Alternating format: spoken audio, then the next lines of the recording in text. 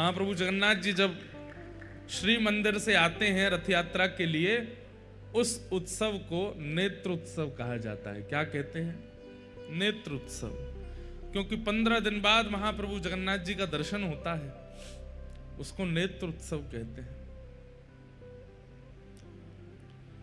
कितनी कृपा है ठाकुर जी की। इन सब कृपाओं पर अगर आपका ध्यान नहीं जा रहा है तो ये आपका दुर्भाग्य है। बड़ी कृपा है ठाकुर जी की। ठाकुर जी ने सब ब्रजवासियों को ले जाकर के गोवर्धन पूजा कराई है। गोवर्धन पुजवायो। श्री गिरिराज जी की शरण में जाकर के सब ब्रजवासियों ने 56 भोग लगाए। 56 भोग लगावे के बाद में श्री गिरिराज बाबा के चरणन में प्रणाम कियो। 4 भुजा वाले श्री गोवर्धन नाथ प्रकट हो गए। बोलो गोवर्धन नाथ की। श्री गोवर्धन नाथ 4 भुजा धारण करके प्रकट हो गए। ब्रजवासी सब आनंदित है गए। अरे देवता प्रकट है गयो, देवता प्रकट है गयो, चलो। और सब ब्रजवासियों ने जाकर के अपने अपने 56 भोग श्री गिरिराज बाबा को अर्पित किए, पूजा करी। इंद्र को कोप आया और क्रोध के कारण इंद्र ने मेघमालाओं को आज्ञा कर दी, जाओ जाकर के पूरे ब्रजमंडल पर इतनी वर्षा करो कि व्रज डूब जाए। बंधुओं एक बात हमारी सुनिएगा,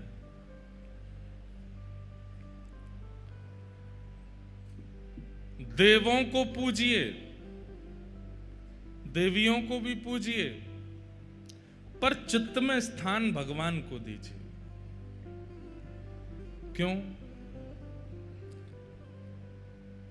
उचित पूजा ना करने पर, उचित नियम ना करने पर देवी देवता नाराज हो जाते हैं, ऐसा हमने सुना है।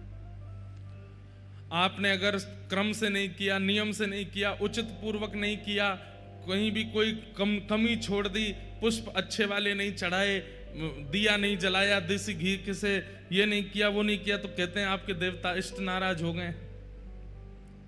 महाप्रभु जगन्नाथ जी नाराज नहीं होते। ठाकुर जी केवल एक ही क्रिया से नाराज होते हैं। क्या? उनके भक्तों का अपमान मत करो, बस।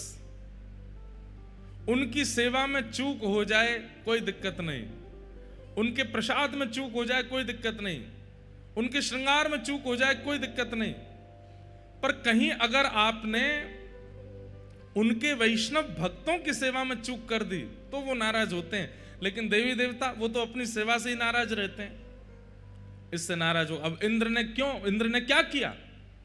ब्रजवासी जो हजारों वर्षों से इंद्र की पूजा करते आ रहे थे, उन ब्रजवासियों ने एक बार इंद्र की पूजा ना करके नारायण की पूजा कर दी, नाराज हो गया इंद्र। ऐसे तो मानवों का स्वभाव होता है। तुम मुझे ही पूछो, तुम मुझसे ही मिलो, मेरी ही सुनो, मुझसे ही बात करो, मेरे अलावा किसी को देखना नहीं, ये मानवों का स्वभाव होता है। और किसी से बात भी कर ली तो मानव नाराज हो जाता है। ठाकुर जी ऐसे थोड़े हैं। अब आप जगन्नाथ मंदिर जाते हैं, जगन्नाथ मंदिर कितने सारे देवी देवता हैं। महाप्रभु जगन्नाथ जी मध्य में बैठे, पर चारों तरफ सब देवी देवता विराज रहे हैं। आप किसी अन्य देवी का दर्शन करने के लिए बाहर जाओ, देवता का, तो महाप्रभु जी नाराज होते हैं? नहीं होते। बल्कि उन्होंने तो नियम बना रखा है कि मेरे बाद इनको भी देखना पड़ेगा, इनको भी पूजना पड़ेगा, इनको भी पूजना पड़ेगा, ये सब राजी रहेंगे तभी मैं राजी रहूंगा। ये सर्व व्यापकता और समरसता का स्वभाव जिनमें है वो भगवान है।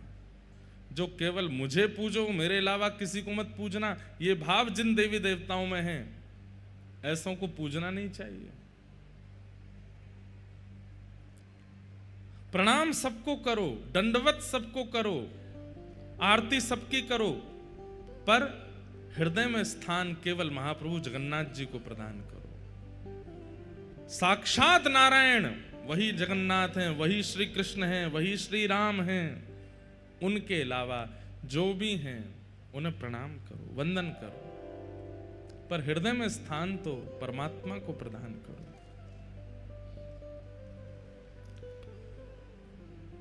इंद्र ने कोप में भर करके मेघमालाओं को आज्ञा कर दी और कह दिया इतनी वर्षा करो कि पूरा ब्रज डूब जाए।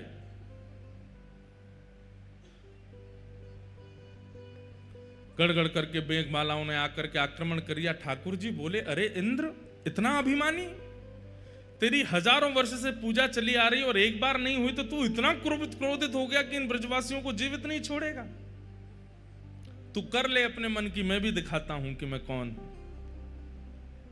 आप ये विचार करिए कि ठाकुर जी ऐसी मानवीय लीला कर रहे हैं कि देवराज इंद्र भी नहीं पहचान पा रहे हैं कि ये परमात्मा है। ऐसी मानवीय लीला कर रहे हैं। मेघमालाओं ने आकर के जैसे ब्रजमंडल पर आक्रमण किया, ब्रजवासी दौड़ने लगे, त्राहिमाम चिल्लाने लगे, कहने लगे हम तो पहले ही मना कर रहे थे कि इंद्र पूजा बंद मत करो, नाराज हो जाएगो, लेकिन यहां लाला की बात में आकर के हमने इंद्र पूजा बंद कर दी, अब हमारा पूरा ब्रजमंडल डूब जाएगो। ठाकुर जी बोले, भैया जिनकी शरण में आए हो उन पे भरोसा रखो, उन पे विश्वास करो, वो रक्षा करेंगे, लेकिन ऐसे में कौन सुने। तब ठाकुर जी ने ही कृपा करके श्री गिरिराज बाबा को प्रणाम कियो और प्रणाम करके जैसे ही एक तरफ से अधर किए श्री गिरिराज जी, 7 कोस लंबे चौड़े गिरिराज पर्वत को 7 बरस के ठाकुर जी ने अपने बाम हस्त की कन्नी उंगली के नख पर धारण कर लियो। बोल गिरवरधारी गोपाल की। 7 कोस लंबे चौड़े 7 बरस के ठाकुर जी 7 दिन 7 रात्रि पर्यंत ठाकुर जी ने धारण करके रखा। जैसे ही श्री गिरिराज जी को अपनी बाम हस्त की कन्नी उंगली के नख पर धारण किया, सब ब्रजवासियों ने देखा, अरे लाला ने पहाड़ उठा लियो, अरे लाला ने पत्थर उठा लियो, अरे लाला ने पहाड़ उठा लियो, गिरिराज जी उठा लिए। सब ब्रजवासी दौड़े और भीतर जाकर के सब खड़े हो गए। गिरिराज जी कभी इधर जावे कभी उधर जावे, सब ब्रजवासी अपनी अपनी छड़ी लगा करके खड़े हो गए नीचे। नख पे धार लियो गिरिराज नाम गिरधारी पायो है। नख पे धार लियो गिरिराज नाम गिरधारी पायो है।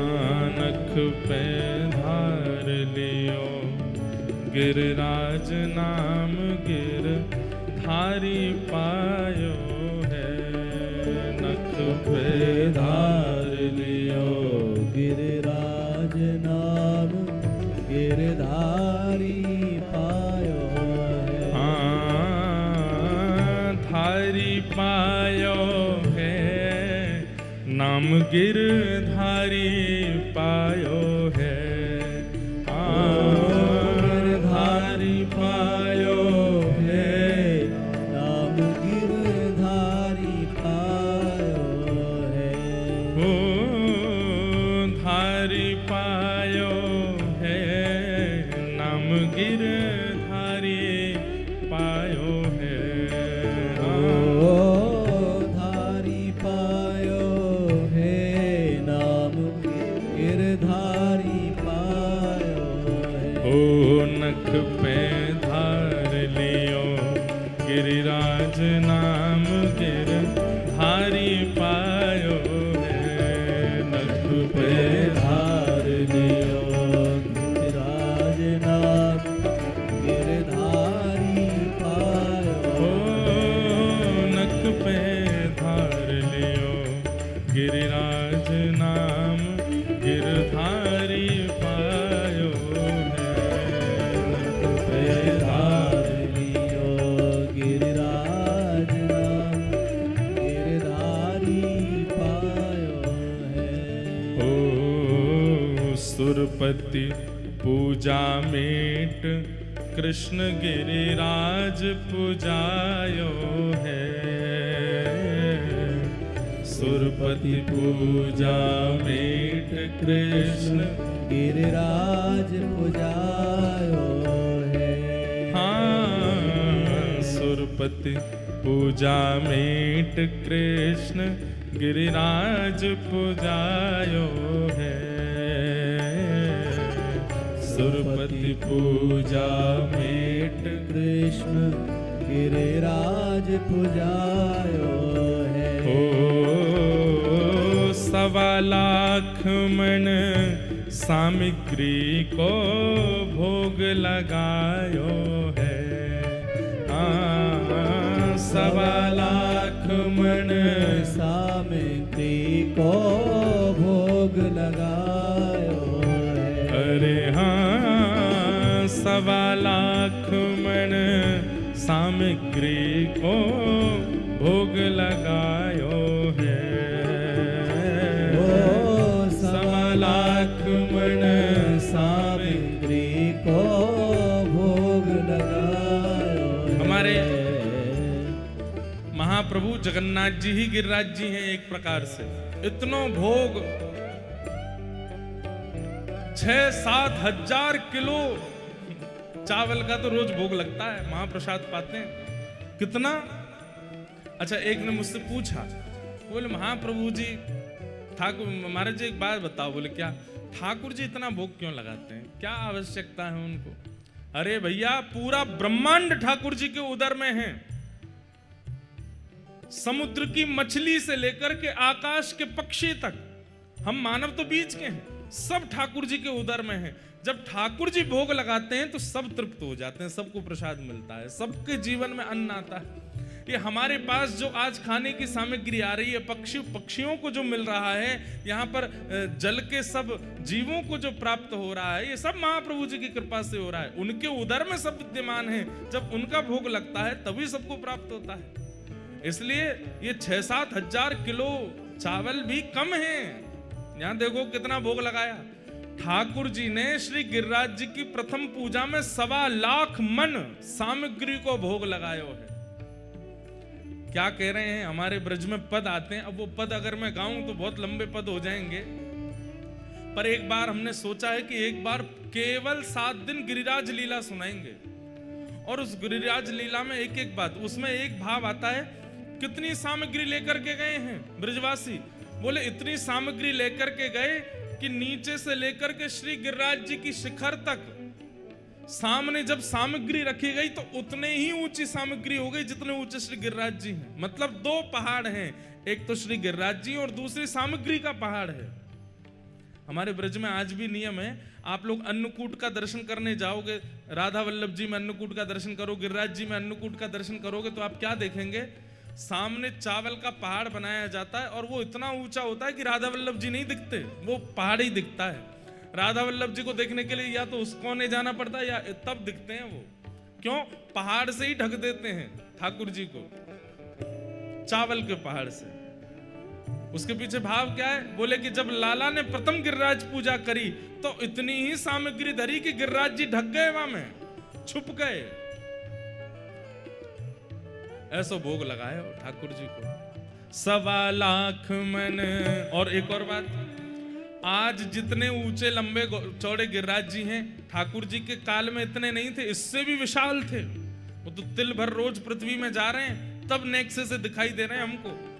जब ठाकुर जी ने गिरिराज जी उठाया था तो कहते हैं 7 कोस लंबे, 7 कोस चौड़े और 7 कोस ऊंचे श्री गिरिराज जी हैं। जब ठाकुर जी ने नख पे धारण किए तो सोचो सामग्री कितनी है। 1.25 मन सामग्री को भोग लगायो है। 1.25 मन सामग्री को भोग लगायो। नख पे धार लियो गिरिराज नाम, गिरधारी पायो है। नख पे धार लियो गिरिराज नाम, गिरधारी पायो है। नख पे धार लियो गिरिराज नाम,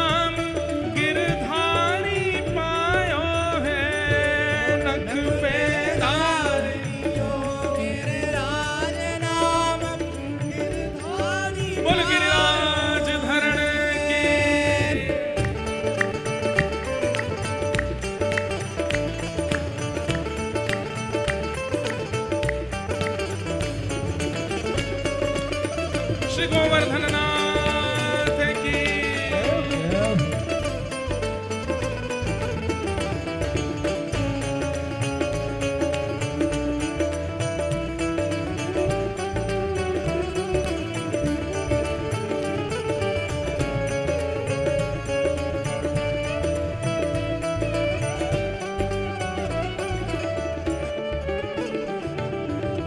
बड़ी स्वर्ग में खबर क्रोध सुरपति को छायो है।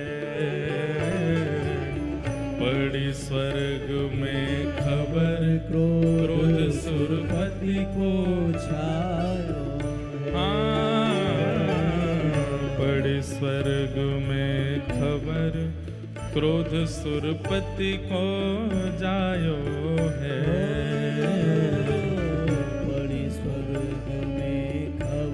क्रोध सुरपति को छायो है।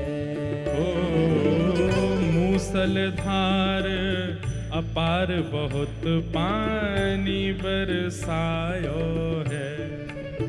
ओ मूसलधार अपार बहुत पानी बरसायो है। अरे हाँ मूसलधार अपार बहुत पानी बरसायो है। मूसलधार अपार बहुत पानी बरसायो है। नख पे धार लियो गिरिराज गिरधारी पायो है। नख पे धार लियो गिरधारी पायो है। नाम गिरधारी पायो है। गिरधारी पायो है। नाम गिरधारी पायो।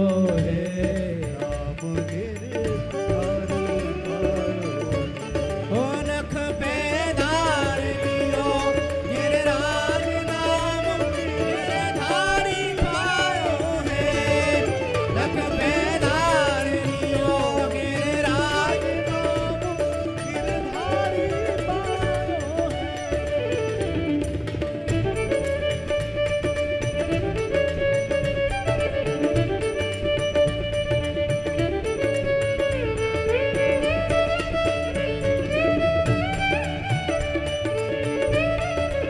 श्री गिरिराज धरणे की।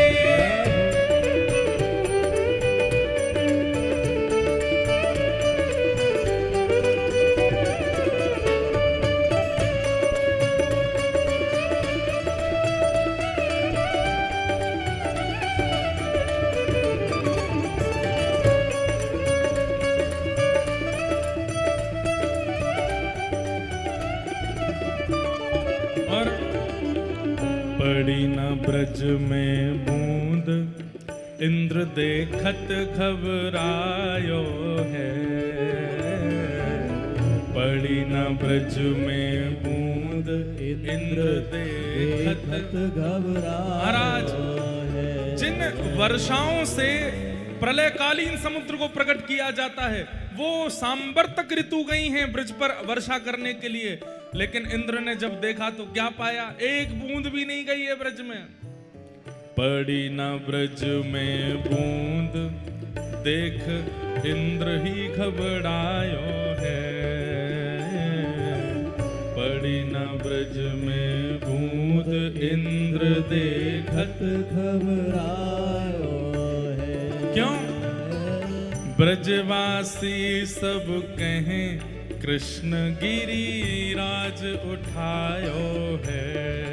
हाँ ब्रजवासी सब कहें कृष्ण गिरिराज उठायो है। अरे हाँ ब्रजवासी सब कहें कृष्ण गिरिराज उठायो है। ब्रजवासी सब कहें कृष्ण गिरिराज उठायो। नख पे ओ नख पे ओ नख पे धार लियो गिरिराज ना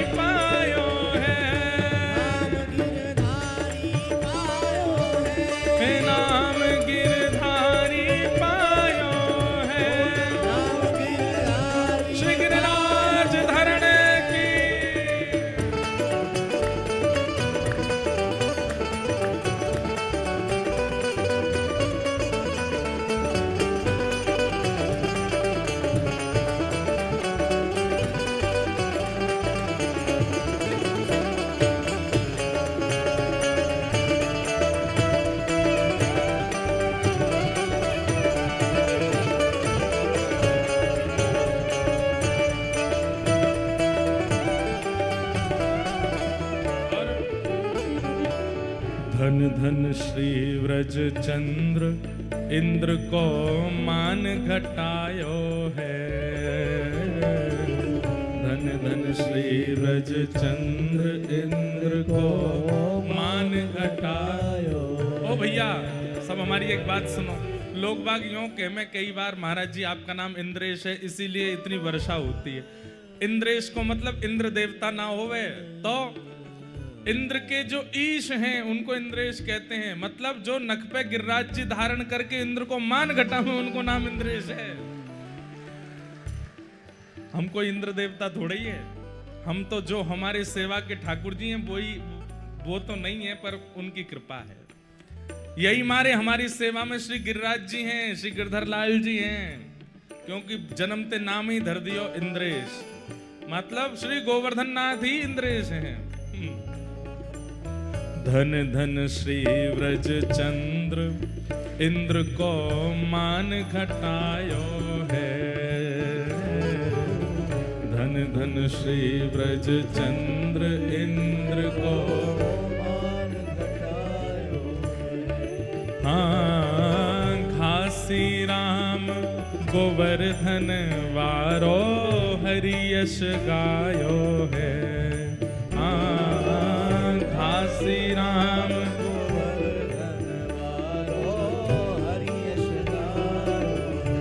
अरे हाँ घासी राम गोवर्धन वारो हरि यश गायो है।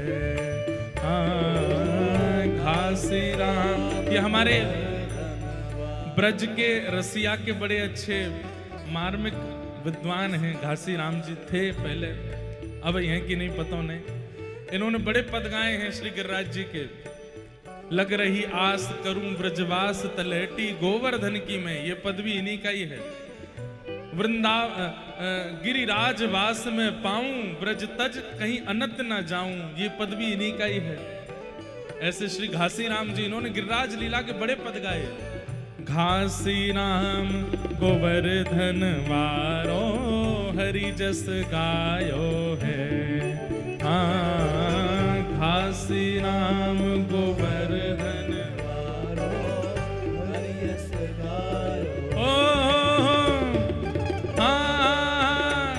अरे नख पे धार लियो गिरिराज नाम गिरधारी पायो है। नख पे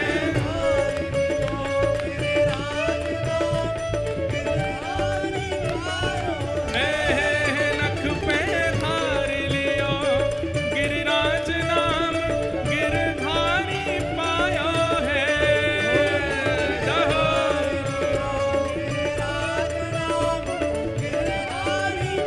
गिरिराज धरण प्रभु तुम्हारी शरण। गिरिराज धरण प्रभु तुम्हारी शरण। रखो लाज हमारी गोवर्धन। ओ गिरिराज धरण प्रभु तुम्हारी शरण। गिरिराज धरण प्रभु तुम्हारी शरण। रखो लाज हमारी गोवर्धन। ओ गिरिराज धरण प्रभु तुम्हारी शरण। ओ जय राधे राधे श्री राधे राधे। ओ प्यारो गिरिवर धारी प्यारो गिरिवर धारी। श्री कृष्ण मुरारी श्री कृष्ण मुरारी। बरसाने वारी श्री राधे राधे। भजो राधे राधे श्री राधे राधे। भजो राधे राधे श्री राधे राधे। भजो राधे राधे श्री राधे राधे। साक्षात ठाकुर जी आए हैं।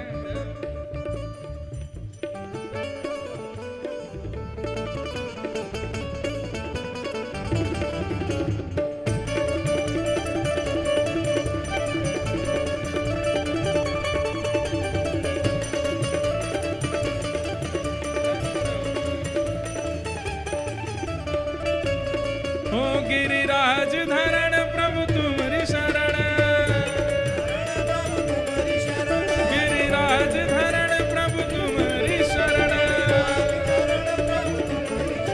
जय राधे राधे श्री राधे राधे, जय राधे राधे श्री राधे राधे, जय राधे राधे श्री राधे राधे, जय राधे राधे श्री राधे राधे, जय जय श्री राम, जय जय श्री राम, जय जय श्री राधे। बोल गिरिराज धरण की, जय श्री जगन्नाथ महाप्रभु की। जय। ये देखो जगन्नाथ जी आए खुद चल के। कहाँ से आए महाराज? हैं? यूं कह रहे हैं पुरी से। तो पुरी में तो जगन्नाथ जी हैं, वही हो क्या आप? अच्छा। यूं कह रहे हैं मैं कान्हा हूं। जय हो। आपकी जय हो। कहाँ विराजोगे? यहीं विराजोगे? विराज जाओ, आ जाओ। नेक देर बैठ लो यहीं पे, ठीक है? ऐसे विराजे नहीं। जय हो। तो नख पे धार लियो गिरिराज नाम, गिरधारी पायो है। तुम में जान तो है ना? कहां से उठा लिए इतने बड़े गिरिराज जी? ताकत है? फिर तो उठाए लोगे? वाह। कछु माखन को बल बढ़ो, कछु गोपन करी सहाय, श्री राधे जू की कृपा सो मैंने गिरिवर लियो उठा। कछु माखन को बल बढ़ो, कछु गोपन करी सहाय, श्री राधे जू की कृपा सो मैंने गिरिवर लियो। बंधुओं, ये गिरिराज लीला ठाकुर जी को बहुत प्रिय है। क्यों? गीत गोविंद में यही पंक्ति गा रहे थे जयदेव महाप्रभु जब जगन्नाथ जी मचल गए और मचल करके कहने लगे जय जय देव हरे, जय जगदीश हरे नहीं, जय जय देव हरे। पहले इस अष्टपदी में जय जगदीश हरे गाने वाले थे। शित कमला कुछ मंडल धृत कुंडल ए, कलित ललित वनमाल जय जगदीश हरे। जयदेव महाप्रभु तो ऐसा गाना चाहते हैं, लेकिन ये जय जगदीश हरे जयदेव महाप्रभु को गाने नहीं दिया। जैसे ही ये पंक्ति गाई जयदेव महाप्रभु ने, कौन सी पंक्ति? अभिनव जलधार सुंदर धृत मंदर, धृत मंदर श्रीमुख चंद्र चकोर, जय जय देव। जयदेव महाप्रभु अभी तक गीत गोविंद की इस अष्टपदी को गा रहे थे, लेकिन जैसे ही ये वाली पंक्ति आई, अभिनव जलधर सुंदर धृत मंदर श्री मुख चंद्र चकोर, इतने में जगन्नाथ महाप्रभु बोले रुको रुको रुको रुको रुको, ये मेरी अंतरंग लीला है, ये मेरी गुप्त लीला है, तुमको कैसे पता? जयदेव महाप्रभु कह रहे हैं, बोले नाथ, इतने बड़े ब्रह्मांड में शंकराचार्य आपको पहचान जाते हैं, बड़े बड़े रामानंदाचार्य, रामानुजाचार्य, माधवाचार्य, श्री चैतन्य महाप्रभु, गौड़िया वैष्णवाचार्य, ये सब आपको पहचान जाते हैं, और देवताओं का राजा इंद्र नहीं पहचान पाया आपको? ये हो नहीं सकता। इंद्र आपको नहीं पहचान पाया, ये बात हो ही नहीं सकती। अरे इंद्र की पदवी कोई सामान्य थोड़ी है। जयदेव महाप्रभु कहते हैं, ऊपर पाम कर लो, लटक का रहे हो, न्यो कर लो, वाह बहुत बढ़िया। अच्छा, घुंघरू उंगरू पहन के आए, आला फाला सब लगाए के आए हैं महाराज। जगन्नाथ जी ही आए, और कोई रूप में देखियो मत इनको। ये जैसे गिरिराज लीला सुनकर के साक्षात जयदेव महाप्रभु के सामने बोल पड़े, ऐसी गिरिराज लीला सुन के चले आए हैं। गिरिराज लीला बहुत प्रिय है ठाकुर जी को। तो जयदेव महाप्रभु से ठाकुर जी, जयदेव महाप्रभु बोले आपको शंकराचार्य पहचान जाते हैं, आपको जयदेव जैसा सामान्य भक्त पहचान जाता है, आपको इंद्रद्युम्न राजा पहचान जाता है, आपको सब देवी देवता पहचान जाते हैं, लेकिन देवी देवताओं का राजा, स्वर्ग का राजा, एक विशेष लोक का राजा इंद्र नहीं पहचान पाया आपको। मुझे ये बात हजम नहीं होती। ठाकुर जी बोले हम इतने ज्यादा करेक्टर में चले गए थे कि इंद्र पहचान ही नहीं पाया। हम ऐसी मानव लीला कर रहे थे कि इंद्र को पता ही नहीं चला। जयदेव महाप्रभु बोले ये बातें कहीं और बनाइएगा, आपको सब पहचानते हैं। गोपियां गोपी गीत में क्या कहती हैं? वे गोपियां जो व्रज की गोबर थापने वाली गोपियां, जो केवल चौका बर्तन करती हैं, ना कहीं पढ़ने लिखने जाती, केवल जमुना जल भर के लाती हैं, रोटी आदि बनाए करके प्रेम से, सामान्य सी वो सीधी साधी गोपियां, वो गोपी गीत में क्या कहती हैं? न खलु गोपिका नंदनो भवान अखिल देना अंतरात्म दृष्टि वेखन सार्थितो विश्वगुप्त सखउदेवान सात्वतां कुले। जयदेव महाप्रभु कहते हैं वो गोपियां, सामान्य सी सीधी सादी गोपियां, जिन्होंने वेद का दर्शन नहीं किया, जिन्होंने शास्त्रों का दर्शन नहीं किया, वे गोपियां आपके सामने खड़े होकर के गोपी गीत में कहती हैं हम जानती हैं कि तुम नंद के लाला नहीं हो, हम जानती हैं तुम यशोदा के लाला नहीं हो। ठाकुर जी बोले हम बे, मैं तो देवकी को लाला हूं। बोले सुनो बात मत बनाओ, तुम देवकी के लाला भी नहीं हो, तो फिर मैं कौन हूं?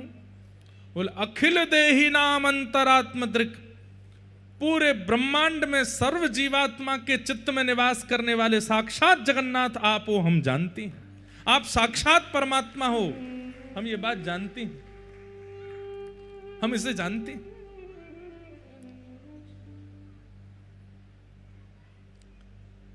गोपियां कह रही हैं कि वे जानती हैं कि आप परमात्मा हो, और इंद्र स्वर्ग लोक का राजा, वो आपको नहीं पहचान पाया। जगन्नाथ भगवान शांत हो गए, बोले तुम क्या कहना चाहते हो? बोले ये सब लीला, इंद्र का मान बढ़ना, वर्षा करना, गिरिराज जी उठाना, ब्रजवासियों की रक्षा करना, और सब ब्रजवासियों गिरिराज जी पुजवाना, ये सब तो सबको बताने वाली बात है। अंदर की बात तो मुझे पता है ना, ये लीला क्यों हुई है। जगन्नाथ जी बोले अगर तुमने बता दिया तो मैं मान जाऊंगा जयदेव, क्या बात है। तब जयदेव महाप्रभु कहते हैं अभिनव जलधर सुंदर द्रत मंदर श्रीमुख चंद्र चकोर। बोले आपने गिरिराज धारण किया, क्यों? क्योंकि बहुत दिन हो गए थे, आप कभी सरोवर पर लीला करने जाते हैं, कभी वंशीनाद करते हैं, कभी रास विहार करते हैं, पर किसी भी लीला में ऐसा नहीं हुआ कि आपको एक टक किशोरी जी देखने को मिली हों। अभी तक व्रजलीला इतने वर्ष हो चुके थे, कभी किशोरी जी कहीं चली जाती हैं, कभी कहीं चली जाती हैं, और कभी सामने आती भी हैं तो साथ में इतने सखा होते हैं कि आप उनको देख ही नहीं पाते हो। अभी तक ऐसा कोई अवसर नहीं मिला था जिसमें आप एक टक किशोरी जी को देख सको।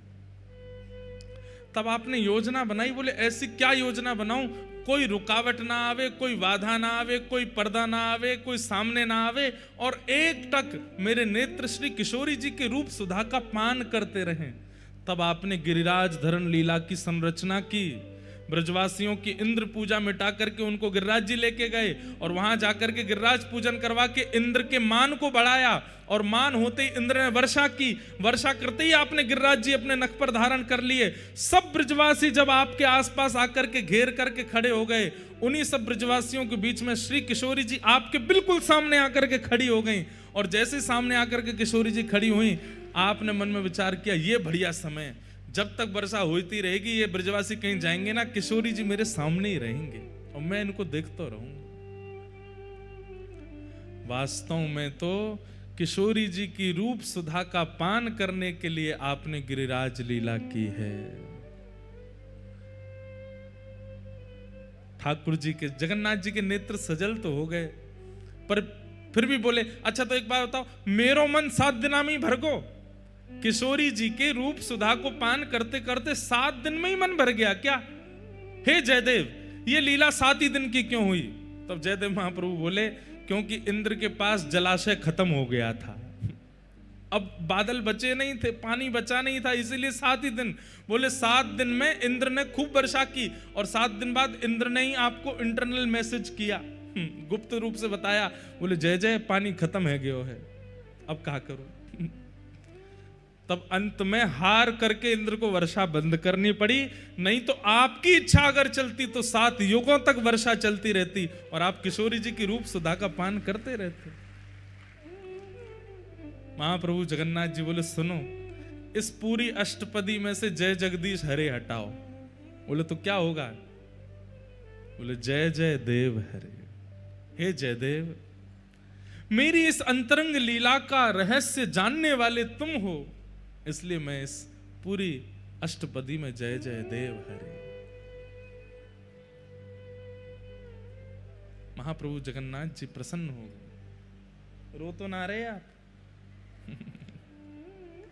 कहीं अपनी लीला सुन के रो गए हों? अभिनव जलधर सुंदर धृत मंदर, श्रीमुख चंद्र चकोर, जय जय देव हरे। किशोरी जी की रूप सुधा का पान कर रहे हैं श्री ठाकुर जी। ऐसे श्री गिरिराज धरण को हम बारंबार प्रणाम करते हैं। चलो जाओ, मैया पास बैठ जाओ, हैं? प्रेम से पहियो माखन, बुलाते रहियो जगन्नाथपुरी। वाह, 2 चारण पे बंसी मार जाओ, ये मंच पे बैठे कहाँ हैं? मार दो बंसी, ये पंडित जी 2 चारण के सिर पे मार जाओ। हम ऐसे मारे करें? पूतना वाले हाथ दिखाए दो एक बार। जय हो।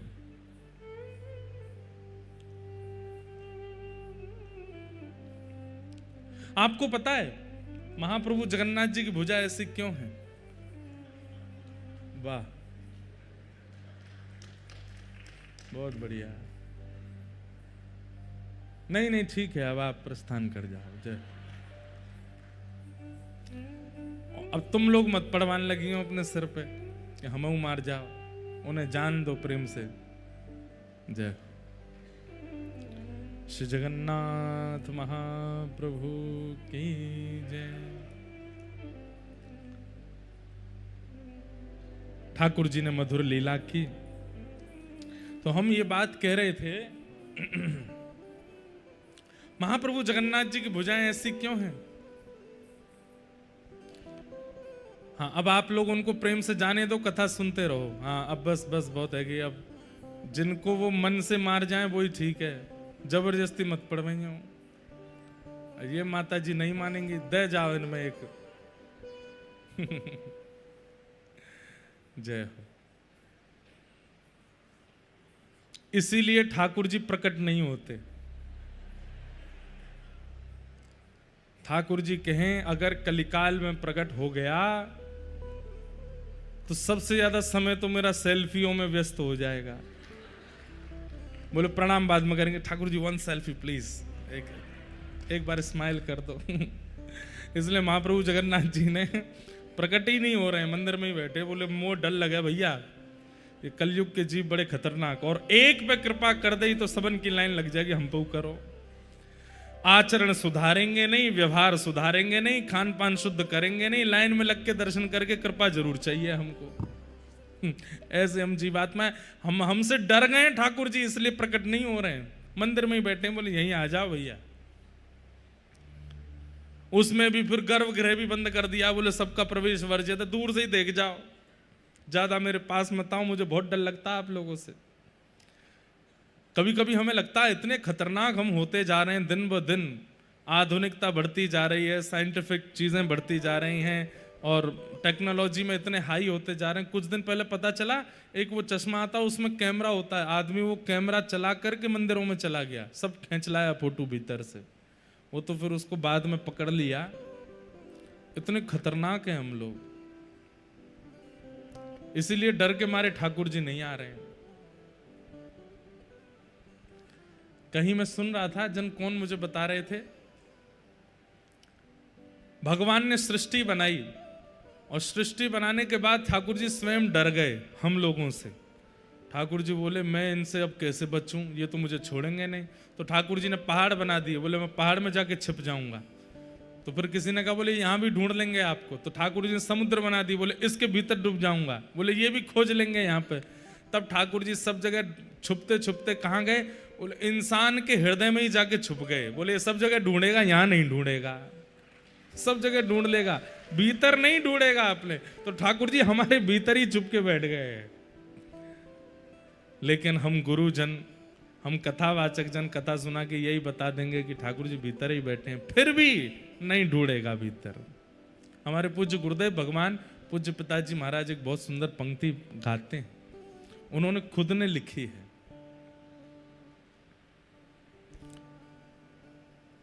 ढूंढ लिया जग सारा मैंने, दर्शना तेरा पाया। ढूंढ लिया जग सारा मैंने, दर्शना तेरा पाया। जब मन को एकाग्र किया तो तू दिल बीच समाया। सब जगह ढूंढ लिया, मुझे आप नहीं मिले, लेकिन जब मैंने गुरुआश्रय में जाकर के मन को एकाग्र किया तो मैंने क्या पाया। जब मन को एकाग्र किया तो तू दिल बीच समाया। सर्वत्र रहने वाले श्री राधा रमण हमारे, मैं दास हूँ तुम्हारा, मैं दास हूँ तुम्हारा। मुरली बजाने वाले, गिरिवर उठाने वाले, मैं दास हूँ तुम्हारा, मैं दास हूँ तुम्हारा, मैं दास हूँ तुम्हारा। हमारे भीतर ही बैठे हैं ठाकुर जी। तो ऐसे क्यों हैं ठाकुर जी? मैंने एक दिन और कथा में कहा था, यहां ठाकुर जी उद्धार करने के लिए नहीं, यहां ठाकुर जी संहार करने के लिए नहीं। उद्धार करने के लिए ठाकुर जी द्वारिका में बैठे हैं, संहार करने के लिए सुदर्शन चक्र धारण करके ठाकुर जी दक्षिण में बैठे हैं। लेकिन स्वीकार करने के लिए ठाकुर जी भुजा पसार के जगन्नाथ बन के बैठे हैं कि हृदय से लग जाओ। स्वीकार की मुद्रा में बैठे हैं ठाकुर जी, ये स्वीकार की मुद्रा है। आप किसी को देख करके हाथ जोड़ते हैं किसी को देख करके हाथ मिलाते हैं, लेकिन अपने को देख करके भुजा पसारते हैं। आ जाओ मेरे हृदय से लग जाओ। स्वीकार करने के लिए महाप्रभु जगन्नाथ जी बैठे। यहां के एक राजा हुए, ऐसी मैंने कथा सुनी है। मंदिर में आज भी गैर हिंदुओं को प्रवेश नहीं है, लेकिन आप इस पर प्रश्न नहीं उठा सकते कि महाप्रभु जगन्नाथ जी ने ऐसा क्यों किया। ताकि धरोहर बची रहे, क्योंकि आप नहीं जानते हैं। आप लोगों को आजकल बहुत मित्रता और भाईचारा लगता है, पर किसी समय में ऐसा समय भी हमारे भारत में रहा है कि हमारे देवस्थानों को बचाना मुश्किल पड़ गया था। उस समय पर नियम बनाए गए थे और स्वयं ठाकुर जी की आज्ञा से नियम बनाया गया कि कोई भी गैर हिंदू मंदिर में नहीं आएगा। तब यहां के राजा थे। उन राजा से मुगलों ने कहा, या तो हमें मंदिर में जाने दो, या तो तुम इस्लाम स्वीकार करो, या फिर हमारी बेटी से ब्याह करो। ये दो ही तुम्हारे पास में उपाय हैं। तब उन्होंने सोचा कि मंदिर बचेंगे इन्हीं दो कारणों से। मतलब मुगलों ने ऐसा कहा, या तो तुम हमारे धर्म को स्वीकार करो या हमारी बेटी से शादी करो, नहीं तो हमें मंदिर तोड़ने दो। तो उन्होंने कहा कि देखिए, मैं आपका धर्म तो स्वीकार कर नहीं सकता, मंदिर भी मैं तोड़ने नहीं दूंगा, प्राण चले जाए पहले ही मेले, लेकिन आपकी पुत्री से मैं ब्याह कर लूंगा। ब्याह किया। तो ब्याह के बाद में फिर उनका प्रवेश भी वर्जित हो गया मंदिर में। तब वे बड़े व्याकुल रहने लगे कि हे नाथ, मुझ पर कृपा करो। मैंने कोई अपनी इच्छा के लिए तो ब्याह किया नहीं, केवल आपके धाम की रक्षा के लिए यह ब्याह किया।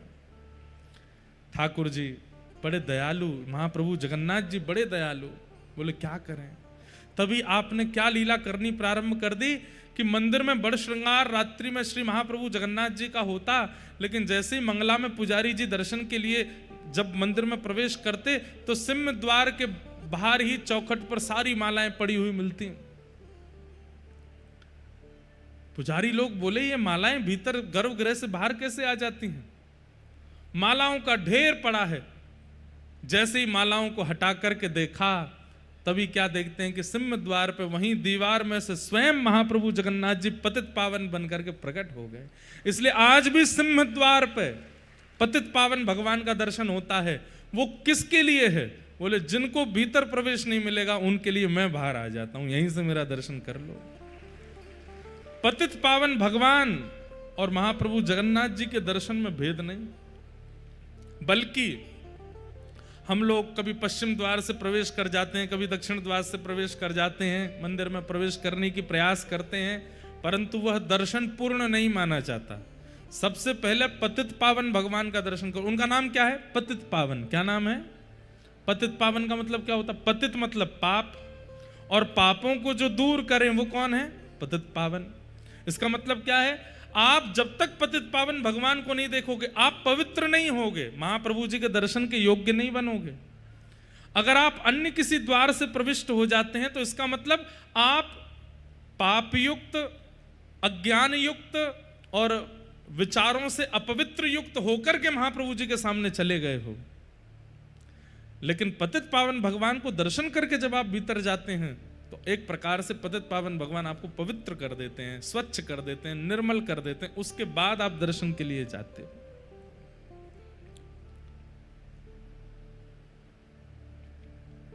ऐसे पतित पावन भगवान कितने कृपा करके ठाकुर जी प्रकट हो गए।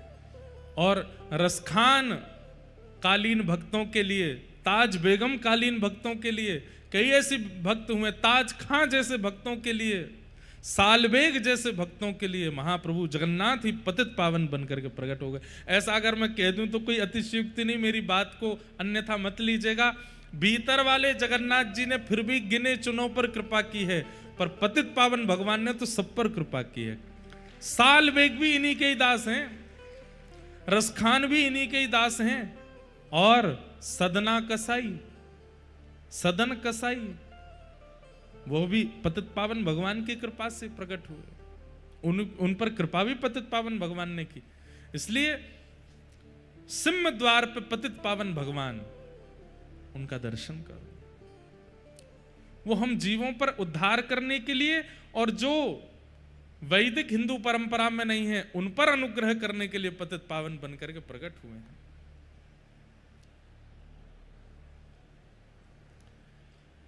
भगवान ने गिरिराज लीला की, इंद्र के ऊपर कृपा की।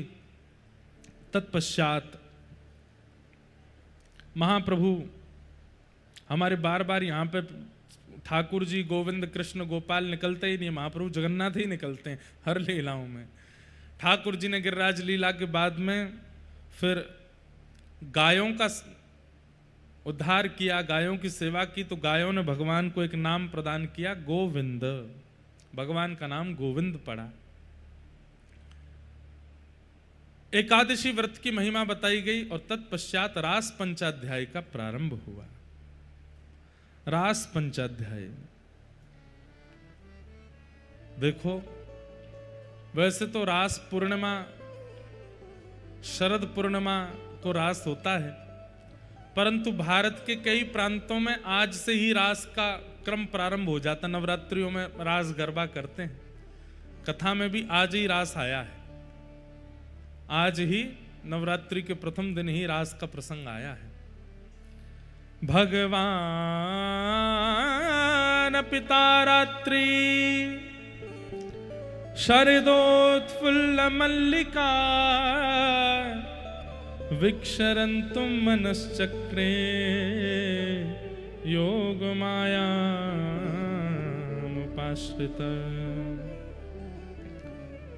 बोलो रास रासेश्वर भगवान की जय। एक बहुत सुंदर चरित्र हमको याद आ गया, अभी अभी सुना देते हैं। बहुत ध्यान से सुनिएगा सब लोग, बिल्कुल एकाग्रचित्त होकर के सुनिएगा।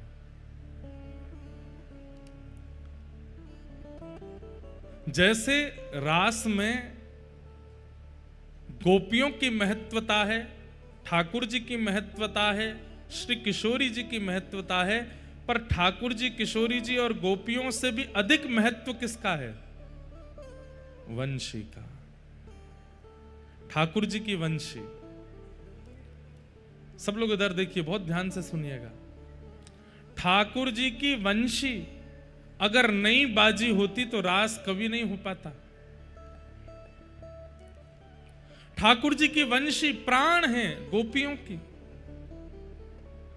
किशोरी जी की प्राण है उस वंशी में। ठाकुर जी जब वेणुनाद करते हैं तब गोपियां और श्री किशोरी जी आदि सब व्याकुल हो जाती हैं, भावुक हो जाती हैं, दौड़ पड़ती हैं ठाकुर जी के पास। भगवान की वही वंशी श्री हितरवंश महाप्रभु के रूप में प्रकट हुई, जिन्होंने श्री राधा वल्लभ लाल जी को विराजमान किया। आतुर हित हरिवंश पुकारो, श्री राधा राधा नाम सघन कुंज यमुना तट आयो, राधा वल्लभ लाल। श्री वृंदावन प्यारो वृंदावन। हितरवंश महाप्रभु ठाकुर जी की वंशी हैं। ऐसे ही वृंदावन में यमुना तट पर ठाकुर जी ने वंशी बजाई और किशोरी जी और सब गोपियां चली आईं। ऐसे एक बार श्री गोवर्धन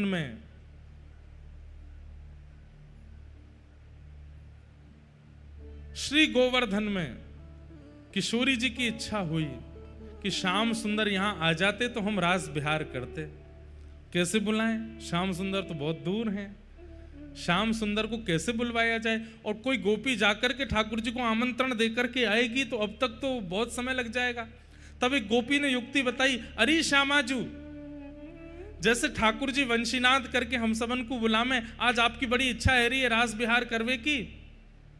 आप एक काम करो, जैसे ठाकुर जी वंशी बुला के हमें बुलावे, आप भी वंशी बजा करके ठाकुर जी को बुलाओ।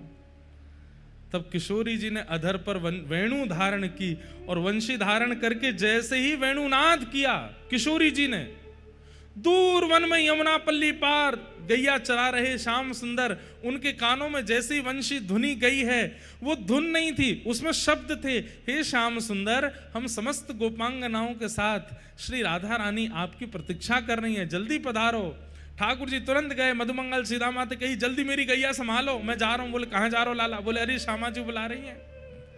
पहली बार किशोरी जी ने वंशीनाद करके ठाकुर जी को बुलाया और दौड़ते भागते उछलते कूदते श्याम सुंदर दौड़ करके श्री गोवर्धन आए और श्री गिरिराज जी में आकर के ठाकुर जी ने किशोरी जी के साथ रास विहार किया।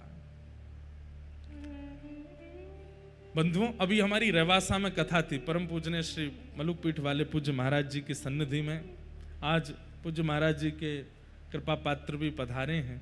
पूज्य महाराज जी का यहाँ स्थान भी है श्री जगन्नाथपुरी में। तो महाराज जी ने हमको एक लीला सुनाई। बोले कि रामावतार में श्री सीता जी वंशी बजाती हैं और श्री राम जी वीणा बजाते हैं। सियाजू वंशी बजाती हैं, राम जी वीणा बजाते हैं, और उन दोनों की एक लीला दोनों को बहुत भाती है। तब किशोरी जी से राघव जी कहते हैं कि आप वंशी इतनी मधुर बजाते हैं, हमें सिखा दो। तो किशोरी जी मतलब जानकी जी राम जी को वंशी सिखाती हैं और राम जी सीता जी को वीणा सिखाते हैं। इसी के भाव से श्री द्वापर युग में ठाकुर जी वंशी बजाते हैं और श्री राधा रानी वीणा बजाती हैं। क्यों? बोले राधा रानी वीणा क्यों बजाती हैं? बोले राम जी ने सिखाया वीणा बजाना। और ठाकुर जी वंशी क्यों बजाते हैं? बोले सीता जी ने सिखाई है वंशी बजानी। गुरु ठाकुर जी की किशोरी जी हैं। ठाकुर जी के नेत्र सजल हो गए, ऐसी मधुर वेणु बजा रही हैं श्री किशोरी जी अपने अधर पर धारण करके। अब उसका पद भी है, पर अब मैं ढूंढने बैठूंगा तो समय निकल जाएगा। एक पद है, किशोरी जी कैसी वंशी बजाती हैं। ठाकुर जी इतने रीझ गए किशोरी जी की वंशी पर।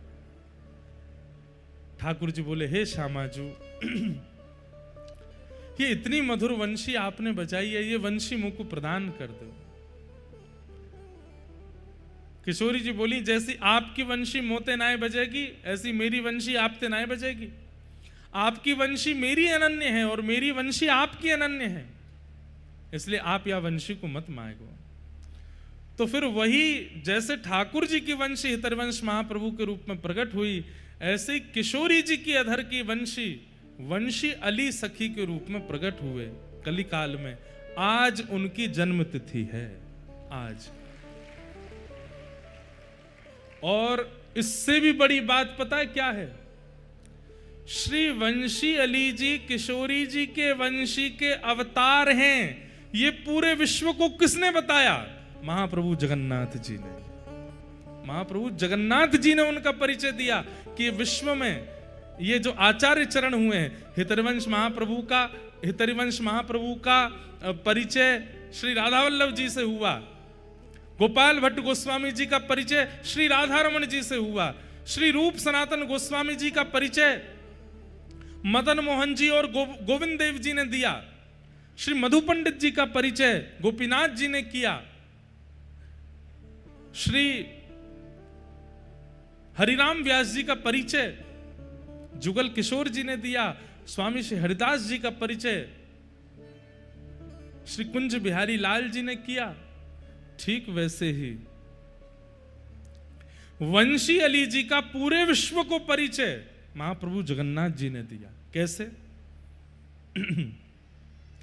वंशी अली जी का जन्म हुआ आज ही के दिन। और एक और बात बताएं, ये ऐसे आचार्य हैं, आज ही इनकी जन्म तिथि भी है और आज ही इनकी प्रस्थान तिथि भी है। ये अपने जन्मोत्सव वाले दिन ही प्रस्थान कर गए थे।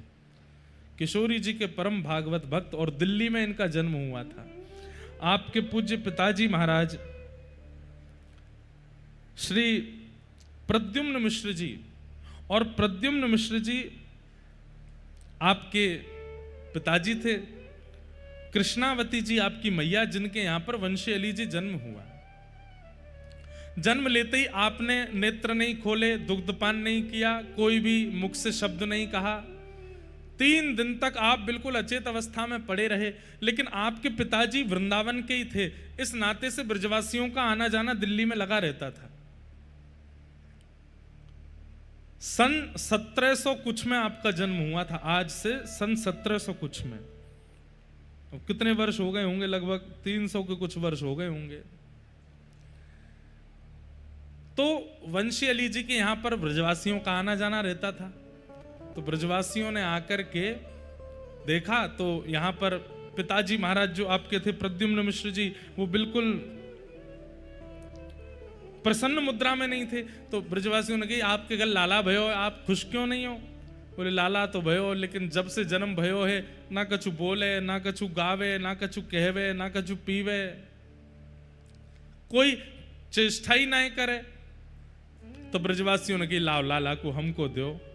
तो ब्रजवासियों पर तो एक ही मंत्र है, गोद में लेकर के बालक को सिर पे हाथ धर के फेरन लगे, कहो लाला लाला राधे राधे, लाला राधे राधे, लाला राधे राधे। जैसे ही ब्रजवासियों ने राधे राधे कहा और राधा शब्द जैसे ही वंशी अली जी के कान में प्रविष्ट हुआ, तुरंत आपने अपने नेत्र खोल लिए, मंद मंद मुस्काने लगे, हाथ पांव को चेष्टा करनी प्रारंभ कर दी। तुरंत आपकी मैया ने आकर के जैसे ही पयोधर का पान कराया तो आपने दुग्ध पान भी कर लिया। राधा नाम सुने बिना आंख भी नहीं खोली वंशी अली जी ने। लेकिन अब भी लोग इनको पहचान नहीं पा रहे थे कि ये कौन है। आपके माता पिता ने तो ये सोचा कि जैसे बालकों को कोई ना कोई नाम या कोई ना कोई लीला से प्रसन्न किया जाता है, हमारे बालक को राधा नाम प्रिय है। वंशी अली जी की अभी आदत बन गई, सोते रहते, मैया उठा रही है, लाला उठ जा, लाला जग जा, तो को 15 घंटा है गए, कब तक सोते रहेगो? तब पिताजी आके कहते, बोले राधा राधा बोलो, राधा राधा, बोले लाला राधे राधे, लाला राधा, सोई उठ करके बैठ जाते। और दो भावना, एक तो स्वयं राधा नाम सुनने के आदि, दूसरा कम से कम इस बहाने से माता पिता भी तो राधा राधा बोलेंगे। ऐसे वंशी अली जी, अब भी इनके माता पिता इनको नहीं पहचान पाए। बालकों के पास जाते तो कोई बालक इनसे बात करता, ये उत्तर नहीं देते। तब इनके घर के आसपास रहने वाले बालकों ने कहा, बोले ये एक ही बात से बात करते हैं। बोले क्या? बोले बात के प्रारंभ में भी राधा बोलो, विश्राम में भी राधा बोलो, तो ही बात करेंगे। तो कोई भी बालक इनसे बात करने जाता, बोलते राधे राधे, तुमने भोजन किया? हाँ मैंने भोजन पाए लियो। और बिना राधा बोले कोई बात भी करता तो बात ही नहीं करते थे वंशी अली जी। आपका स्थान जयपुर में भी है वंशी अली जी का। आप विद्वान ब्राह्मण में जन्मे, ब्राह्मण कुल में जन्मे, तो पिता ने पढ़ा लिखा करके विद्वान बनाया। गुरु जी की भी यही शामत कि संस्कृत के सूत्रों को भी याद कराना पड़ता तो पहले राधा राधा बोलना पड़ता था, तभी सूत्र याद करते थे। प्रकांड विद्वान बन गए वंशी अली जी। एक बार आप जयपुर के राजा के यहां आपके पिताजी की कथा हुई, तो पिताजी महाराज कथा करने गए तो वंशी अली जी साथ में गए। 10 वर्ष की आयु थी आपकी। हम ये बात पूरी कथा इसलिए सुना रहे हैं क्योंकि इनका परिचय कोई पहचान ही नहीं पाया जब तक जगन्नाथ जी ने नहीं बताया। कैसे बताया वो सुनिएगा। तो एक बार वंशी अली जी अपने पिताजी के साथ जगन्नाथ जयपुर गए, तो जयपुर में इनके पिताजी ने कथा सुनाई। तो कथा में पिताजी ने प्रवचन करते सुनाया कि भगवान श्री कृष्ण जब सांदीपनी गुरुकुल पढ़ने के लिए गए, तब सांदीपनी गुरुजी के यहां गुरुजी के पुत्र को पांचजन्य नाम का एक राक्षस ले गया था, जिसका उद्धार करके भगवान ने उसकी अस्थियों से शंख का निर्माण किया, जो कि भगवान का एक आयुध पांचजन्य शंख बना। ये प्रवचन कर रहे थे, तभी राजा ने प्रश्न कर लिया, बोले भगवान एक बात बताओ, आप बता रहे हैं कि भगवान 12 वर्ष की अवस्था में गुरु जी के यहाँ पढ़ने गए, वहां पर पांचजन्य दैत्य का उद्धार करके तब उसकी अस्थियों से पांचजन्य शंख बनाया, तो फिर आपने अभी परसों की कथा में कहा था कि भगवान देवकी के गर्भ से जन्मे और जन्म लेते ही शंख चक्र गदा पद्म उनके हाथ में थी, तो जन्म के समय पे जो शंख हाथ में था वो कौन सा था?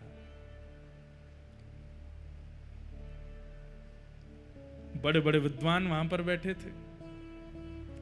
राजा का प्रश्न इतना कठिन था कि इसका उत्तर देना बड़ा मुश्किल। बोले आपके अनुसार 12 वर्ष की अवस्था में भगवान गुरुकुल गए और वहां जाकर के फिर गुरुदेव के पुत्र की रक्षा के लिए पांचजन्य को मार के शंख बनाया, तो फिर 12 वर्ष पहले जब जन्म लिया था ठाकुर जी ने, तो तमद्भुतम बालकम अम्बुजक्षणम चतुर्भुजम शंख गदायुधायुधम, कंस के कारागृह में जन्म के समय शंख कहां से आया ठाकुर जी के हाथ में, और उसका नाम भी पांचजन्य कैसे हो गया? तब प्रद्युम्न मिश्र जी आपने अपने पुत्र वंशी अली जी की ओर देखा, बोले वंशी, तब आपका नाम वंशीधर था, वंशी अली नहीं था। वंशीधर, इनके प्रश्न का उत्तर दो तुम पढ़ करके विद्वान बन के आए हो, इसके प्रश्न का उत्तर क्या होगा? तो वंशीधर जी खड़े होकर के बोले, राजन हमारी बात ध्यान से सुनो। बोले क्या? भगवान के 4 अवतार हुए। कौन कौन से? बोले राम, कृष्ण, नृसिंह और वराह। और इन चारों अवतारों में भगवान ने किसका उद्धार किया? वो हिरण्यकश्यप, हिरण्याक्ष, रावण, कुंभकर्ण, दंतवक्र और शिशुपाल। ये सारे राक्षस पूर्व में कौन थे? बोले पूर्व में ये जय विजय थे। तो बोले मुझे ये बताइए कि जब ये रावण कुंभकर्ण बनकर के आए थे तब वैकुंठ में जय विजय नहीं थे? राजा बोले हमने तो सुना है कि ये नित्य पार्षद हैं, ये भले ही रावण कुंभकर्ण बन के आमे, हिरण्याक्ष हिरण्यकश्यप बन के आमे, जय विजय रूप से तो ये हमेशा ठाकुर जी के द्वार पर ही खड़े रहते हैं। बोले ठीक वैसे ही भगवान के आयुधों का अवतार नहीं होता, वे किसी रूप में नहीं आते, वो तो नित्य हैं। भगवान का शंख पांचजन्य नित्य है, वो सदा ठाकुर जी के साथ में रहता है। लेकिन एक बार पांचजन्य से एक संत का अपराध हो गया, एक ऋषि का अपराध हो गया, जिसके कारण उस ऋषि ने कहा तुम रहते भगवान के पास हो लेकिन फिर भी तुम संतों का अपमान करते हो, इसके लिए तुमको अपने पद से भ्रष्ट होकर राक्षस बनना पड़ेगा। तो पांचजन्य तो नित्य भगवान के साथ रहता है, लेकिन एक संत के अपमान के कारण संत ने उन्हें श्राप दिया और इसी कारण पांचजन्य शंख को राक्षस बन के आना पड़ा। और कृष्णावतार में भगवान ने उसका उद्धार करके पुनः शंख बना करके धारण किया। पांचजन्य तो पूर्व से ही भगवान के पास है। जयपुर के राजा का समाधान हुआ और ऐसा समाधान हुआ कि महाराज राजा ने अपनी कितनी जागीर उनको प्रदान कर दी। आज भी श्री वंशी अली जी की कई जागीर, कई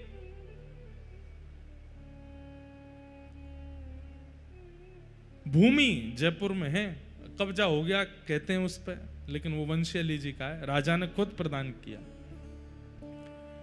इतने विद्वान, अब भी पिताजी को लगा कि ये केवल विद्वान है, लेकिन राजा का समाधान करते ही वंशी अली जी वहां राधा नाम संकीर्तन करने लगे, उन्माद उच्च स्वर में नाचने लगे, गाने लगे और दौड़ते हुए श्री गोविंद देव जी के पास गए और सामने जाकर के नृत्य करने लगे। अब पिताजी को अपने पुत्र की विद्वत्ता तो दिखती है, लेकिन राधा के प्रति इतना प्रेम, किशोरी जी के प्रति इतना प्रेम, ये उनको अनुभव नहीं होता कि ये क्यों है। तब आप अपने पिताजी के साथ तीर्थ यात्रा पर गए और तीर्थ यात्रा करते करते जब आप जगन्नाथपुरी आए तो तब जगन्नाथपुरी में भीड़ तो होती थी पर इतने लोग नहीं होते थे। लोग बाग दर्शन करने के लिए जाते, कोई आचार्य, कोई विद्वान, कोई श्रेष्ठ जन अगर आते थे तो महाप्रभु जगन्नाथ जी का महाप्रसाद तो सबको मिलता ही था, पर उनके अंग की माला, उनके विशेष प्रसाद भोग विशेष संतों को दिए जाते थे, आज भी दिए जाते हैं। वंशी अली जी सामने आकर के दर्शन कर रहे हैं और नेत्रों से अश्रु प्रवाह कर रहे हैं। महाप्रभु जगन्नाथ जी अपने ब्रह्म वेदी से हिलने लगे, ऐसे झूमने लगे वंशी अली जी को देख करके। तुरंत पुजारी जी भीतर गए, बोले महाप्रभु जी क्या हुआ, क्या हुआ? तभी आपने वहां के जगन्नाथपुरी के राजा को स्वप्न दिया, बोले कि मेरे एक परम पावन भक्त मेरे सामने खड़े हैं लेकिन पुजारी जी उनको माला नहीं दे रहे हैं, पुजारी जी मेरी निज वस्तु उनको प्रदान नहीं कर रहे हैं, आप तुरंत मंदिर में आओ और पुजारी जी को आज्ञा करो, ये जो नन्हा सा बालक खड़ा है अपने पिता के साथ, इसको तुरंत जाकर के माला और मेरी कोई निज वस्तु प्रदान करें। तभी राजा आए और आकर के कहा कि यहाँ कोई ब्रज से कोई छोटे बालक आए हैं, कोई दिल्ली के जन्मे, कोई तो प्रद्युम्न मिश्र जी। बोले आपको कैसे पता? बोले महाप्रभु जगन्नाथ जी ने स्वप्न दिया और स्वप्न में आकर के कहा है मेरे कंठ की निज माला आपके बालक को पहनाई जाए। पिताजी बोले हमारे बालक में ऐसी क्या योग्यता है कि महाप्रभु जी स्वयं स्वप्न देकर के कह रहे हैं। माला आदि प्रदान की तो आपके पिताजी व्याकुल हो गए, बोले ऐसा क्या है मेरे पुत्र में जिसके लिए महाप्रभु जगन्नाथ जी राजा को स्वप्न देते हैं। तब प्रद्युम्न मिश्र जी बार बार राजा से कहने लगे, बोले आपसे तो जगन्नाथ जी बात करते हैं ना? बोले हाँ, आप उनसे पूछिए ना मेरे बालक में ऐसी क्या विशेषता है जिसके लिए महाप्रभु जी आपको स्वप्न देते हैं। और ये मेरा बालक, मैंने देखा ये मंदिर में जाके रोने लगता है, कहीं भी जाता है वहीं नाचने लगता है, राधा राधा कहने लगता है। मुझे तो केवल इसकी विद्वत्ता दिखाई देती है, पर इसका जो वृंदावन के प्रति और किशोरी जी के प्रति प्रेम है ये मैं समझ नहीं पा रहा हूं। कृपा करके महाप्रभु जी से आप पूछिए कि इसके पीछे रहस्य क्या है।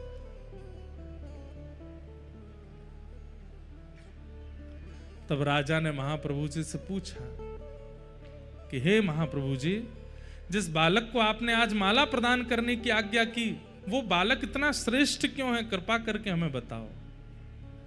तब महाप्रभु जगन्नाथ जी राजा को स्वप्न देकर के कहते हैं, जिस प्रकार मेरे अधर की वंशी हितरिवंश महाप्रभु के रूप में प्रकट होकर राधा वल्लभ लाल जी को विराजमान करते हैं, ऐसे ही मेरी प्राण पिया किशोरी जी की वंशी ही उस बालक के रूप में वंशीधर बन करके आई है।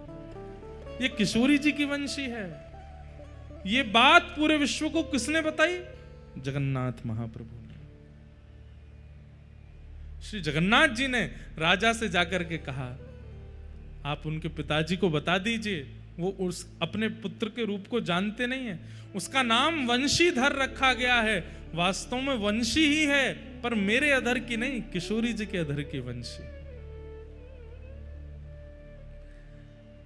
यहां के उस समय के राजा गजपति महाराज ने प्रद्युम्न मिश्र जी से जाकर के कहा, धन्य है, धन्य है, आपके पुत्र को प्रणाम। बोले कि क्या है, सब क्यों प्रणाम करते हैं मेरे पुत्र को? बोले महाप्रभु जगन्नाथ जी ने आज्ञा करके बताया है कि किशोरी जी की अधर की वंशी ही आपके पुत्र के रूप में प्रकट हुई है। ये श्री राधा रानी की अधर की वंशी है। उसका परिचय महाप्रभु जगन्नाथ जी देते हैं। तब पूरे विश्व में आज भी इतनी ख्याति इतने लोग नहीं जानते, पर जानना चाहिए। हमारी अभी कथा हुई थी दिल्ली में, तब मैं गया था सुबह सुबह, जिस दिन मेरा जन्म दिवस था 7 अगस्त को, कथा थी दिल्ली में। तो हर बार जन्मदिन पे हम या तो राधा रमण जी वृंदावन परिक्रमा, यमुना जी स्नान, तटीय स्थान में पद गायन, ये करता हूं मैं सुबह सुबह। इस बार नहीं हो पा रहा था तो फिर मैं वहीं गया दर्शन करने। वंशी अली जी के घर पे ही श्री लाडली जी विराजमान है, चांदनी चौक दिल्ली में।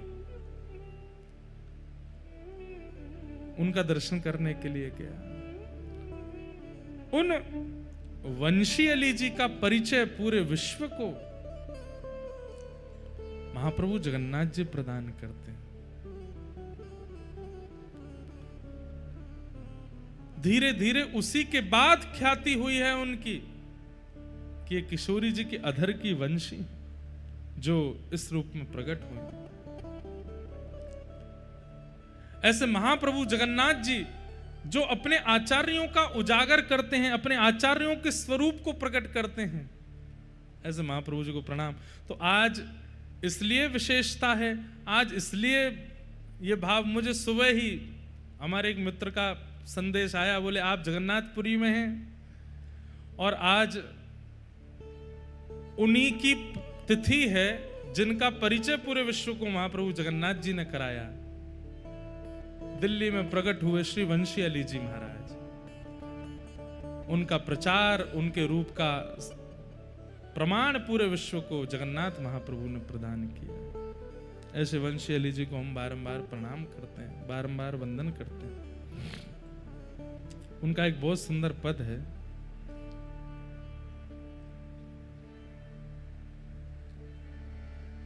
ऐसे काल बिताओ निस दिन, ऐसे काल बिताओ निस दिन, ऐसे काल बिताओ निस दिन, ऐसे काल बिताओ निस दिन। भोर सांझ लो, सांझ भोर लो, भोर सांझ लो। सब लोग गाइएगा। महाप्रभु जगन्नाथ जी को अति प्रिय है श्री वंशी अली जी, और उन्हीं का ये पद है, आज उनकी तिथि है, आज उनकी जन्म तिथि है, आज उनकी पुण्य तिथि भी है। ऐसे महाप्रभु जी प्रसन्न हो जाएंगे यदि उनका पद आप सब लोग गाएंगे तो। सब लोग गाओ। ऐसे काल बिताओ निस दिन, ऐसे काज बिताओ निश दिन, भोर सांझ लो, सांझ भोर लो, भोर सांझ लो, सांझ भोर। सुबह से शाम तक और शाम से फिर सुबह तक क्या करो?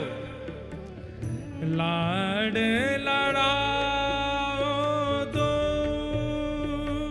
जन, लाड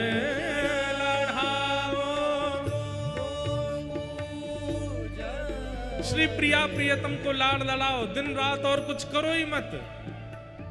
भोर सांझ लो, सांझ भोर लो, भोर सांझ लो, सांझ भोर लो, लाड़ लड़ाओ दो जन, लाड़ लड़ाओ दो जन। ऐसे काल बिताओ निस दिन, ऐसे काल बिताओ निश दिन, छिन विक्षेप न होए टहल में, छिन विक्षेप न होए टहल में, कीजे यह अद्भुतपन,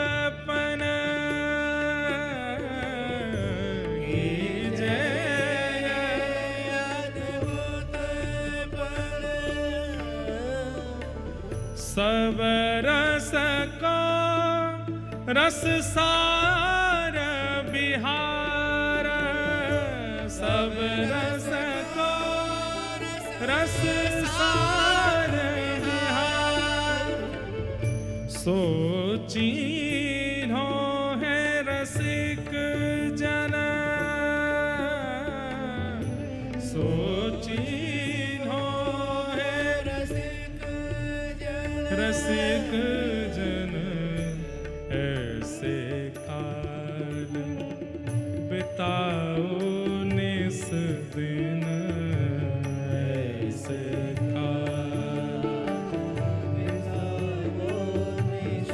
वंशी अली जी कहते हैं यज्ञ अपनी तरफ है, व्रत अपनी तरफ है, जप अपनी तरफ है, नित्य नियम अपनी तरफ है, लेकिन भैया इन सब रसों का सार केवल एक है। बोले क्या? अपने घर के प्रिया लाल जी को नित्य विहार कराते रहो बस। चाहे जीवन में जैसी घड़ी आ जाए, चाहे जैसी परिस्थिति आ जाए, उनका नित्य विहार ना छूटे। वो सदा नित्य विहार विहारी विहार करते रहें। ऐसी लीला करो, ऐसा भाव रखो। रसिकों ने इसी को सार बताया है कि हमारे ठाकुर जी का नित्य विहार चलता रहे। खूब समुद्र में गोता लगा रहे होंगे, बार बार उंगली पकड़ करके सुभद्रा जी की रसोई घर में जाते होंगे। कौन सी हंडी में कहा बन्नो मुंह को दिखाओ। जे बिमला देवी कौन सी देवी हैं? जे पीछे गोपेश्वर महादेव बैठे हैं। बलभद्र जी सुभद्रा जी गोद में लेके प्यारे गिरधर लाल को पूरे मंदिर में घूमते होंगे। जितनी देर कथा चलती है हमारे लाल जी खूब आनंद करते होंगे, उनका विहार चल रहा होगा। ये चिंतन चित्त में आना ही ठाकुर जी का विहार है। आप कोई लीला प्रकट करके उत्सव मनाते हैं वो एक बात है, पर अपने चित्त में सदा ये भाव रखना कि मेरे ठाकुर जी इस समय क्या कर रहे होंगे, इसी को मुख्य विहार कहा जाता है। नेत्र बंद कीजिए और विचार कीजिए, मेरे घर के ठाकुर जी इस समय क्या लीला कर रहे होंगे, और किसी लीला की योजना बना करके वहां ठाकुर जी को लीला बिहारी बना दीजिए। हम अगर जगन्नाथपुरी में, तो हमारे ठाकुर जी भी जगन्नाथपुरी में हैं। अभी कहा कर रहे होंगे, बोले अभी समुद्र की लहरन में खेल रहे होंगे। दूर से सुभद्रा मैया बलभद्र जी चिल्ला रहे होंगे, अरे गिरधर लाल ज्यादा भीतर मत जाइयो, डूब जाओगे, बहुत गहरो है। ठाकुर जी जिद कर रहे होंगे, बलभद्र जी मुंह को घुमा के लाओ। तो श्री बलभद्र जी अपने कंधा पे लेके गए होंगे, समुद्र नारायण से कही हो कि नेक शांत है जाओ, ज्यादा ऊंची लहर मत लइयो, छोटो सो लाला है ब्रजते आयो है, याकू नेक डुला के लाऊं। ये नित्य विहार का चिंतन अपने चित्त में करते रहो कि हमारे ठाकुर जी मंदिर में बैठे, सिंहासन में बैठे नहीं, वो कहीं विहार कर रहे हैं। आचार्यों ने कहा है यही सारों का सार है कि आपके दोनों प्रिया प्रियतम विहार करते रहें आपके चित्त में। ऐसे काल बिताओ निस दिन, ऐसे काल बिताओ निस दिन, विविध भांति के और भजन जे, विविध भांति के और भजन जे, लोन बिना जो व्यंजन, लोन बिना जो, आहा। श्री मुंशी अली जी कहते हैं आप खूब सारे नियम करते हो, लेकिन ठाकुर जी का नित्य विहार चिंतन में नहीं चलता है, तो उसको वैसे ही मानिए जैसे बिना नमक की कोई साग सब्जी बन गई हो, उसमें रस नहीं आता। आप बड़े बड़े अनुष्ठान करते हैं, बड़े बड़े व्रत करते हैं, बड़े बड़े नियम करते हैं, बड़ी बड़ी उपासनाएं करते हैं, लेकिन अपने ठाकुर जी के नित्य विहार का चिंतन अपने चित्त में नहीं करते, तो ऐसा मानिए जैसे बिना नमक की सब्जी बना दी हो। नोन बिना बहु व्यंजन, नोन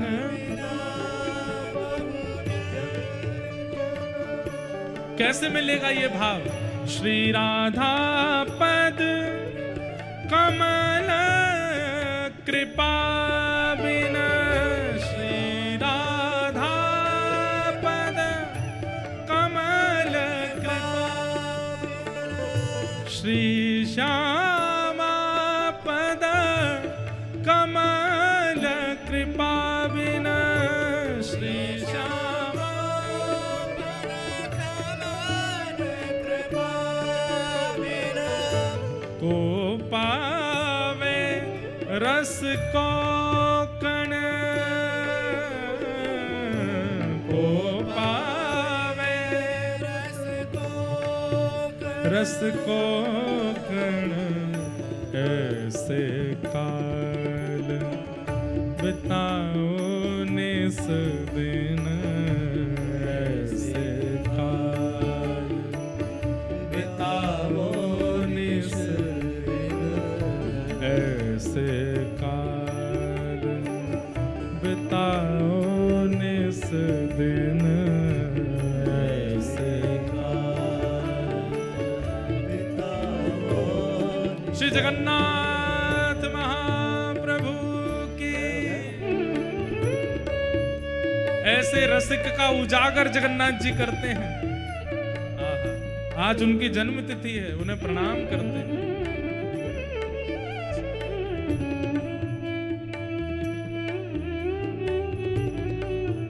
एक ताल बजा के गाओ।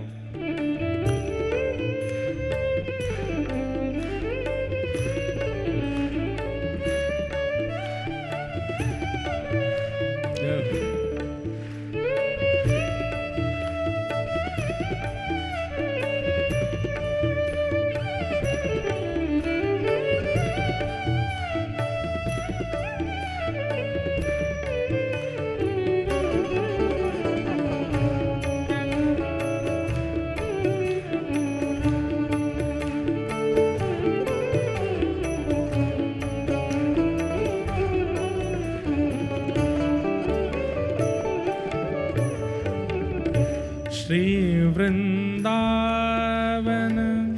वास रासि रस, श्री वृंदावन सब दोहरा के गाओ पीछे। श्री वृंदावन वास रास रस, श्री वृंदावन वास रास रस। समय प्रबंध परम धन, समय प्रबंध परम धन। हे अलबेली श्रीवंशी अली बली, अलबेली श्रीवंशी अली, अलबेली श्रीवंशी अली बली, अलबेली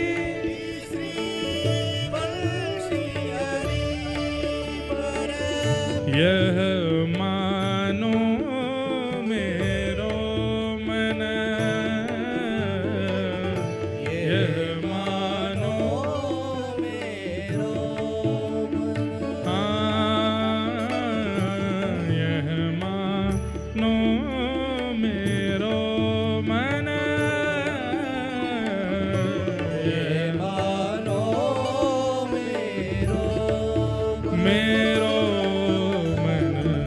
ऐसे काल बिताओ निस दिन, ऐसे काल बिताओ निस दिन, ऐसे काल बिताओ निस दिन, ऐसे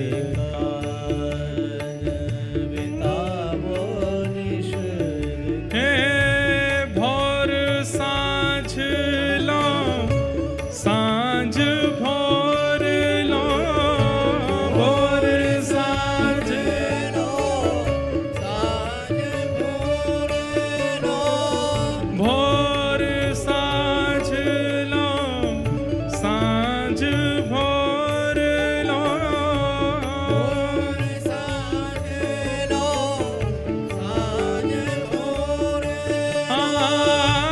लाढ़ लढ़ाओ दो जन, लाढ़ लड़ाओ दो जन, ऐसे काल बिताओ निस दिन, ऐसे काल बिताओ निस दिन, ऐसे काल बिताओ निस दिन, ऐसे काल बिताओ निस दिन। ऐसे काल बिताओ निस दिन, ऐसे श्री जगन्नाथ महाप्रभु